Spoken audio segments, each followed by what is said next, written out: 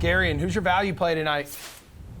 Looking at the Diamondbacks, and I think the one guy that stands out is Pavin Smith, who's $3,400. Seems like he's locked into the number 2 spot in that lineup when they face a right-handed pitcher. And the right-handed pitcher tonight, Jonathan Hazley, who has started 2 games so far this season, has thrown 8 1/3 innings, and has managed to strike out 2 batters to his 7 walks. He's got a 6.02 expected ERA.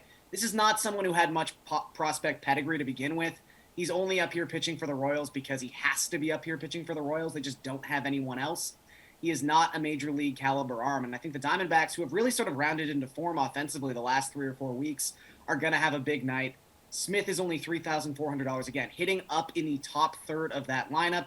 He's also got a 383 expected WOBA against right-handed pitching so far this season. That is the second best mark on the Diamondbacks.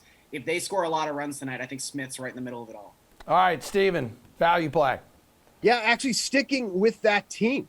Alek Thomas, one of their top prospects who was called up not too long ago in the same matchup here. You look at his numbers against righties, and obviously this is a bit of a small sample, but a 461 WOBA, a 323 isolated power, and a 197 WRC plus. He has come up and he has produced like the Diamondbacks hoped he would, and he's kind of solidifying a spot here in this lineup here. So for a lot of the same reasons that Garion just said, and you have Thomas who's even cheaper at $2,900. And he's been hitting in a decent spot in the order too as well. They've bumped him up to the 7th spot in the lineup. Obviously not the most ideal spot in a daily fantasy purpose, but it also helps bring his ownership down. If people are stacking the Diamondbacks, they're not going to be necessarily looking to the 7th hitter. But quite frankly, if Thomas keeps hitting as well as he is, it's not going to be long until he moves up into that lineup. So maybe that isn't accordance to tonight, but you're getting a cheap power hitter hitting lower in the lineup, and the ownership is just simply not going to be there. So for all the reasons that Garion just mentioned,